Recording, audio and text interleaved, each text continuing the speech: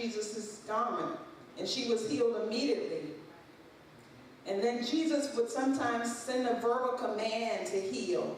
The centurion soldier, he said, I'm not even worthy that you should go to my house, but just speak the word, and my servant will be healed. So Jesus would heal by touching people, laying on hands, and by verbal command. But it's interesting in this particular miracle how Jesus had to touch this man twice. And we don't see that anywhere else in Scripture, any miracle that Jesus did, where he had to touch 2 times. Amen?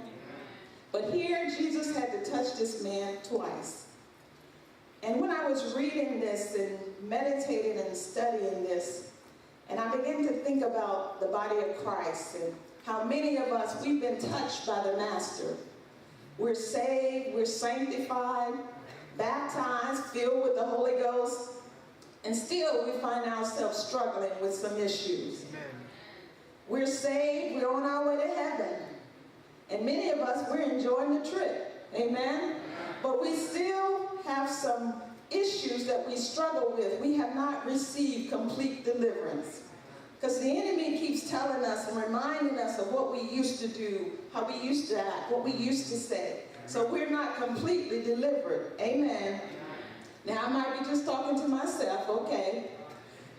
I still got some issues. I still got some things that I struggle with. Amen. I still stand in need of another touch. Amen. Amen. See, we see, but not clearly. But I want to talk to you this morning about the process to wholeness. And when we speak of wholeness, we're speaking of nothing missing, nothing lacking, nothing broken. You're complete.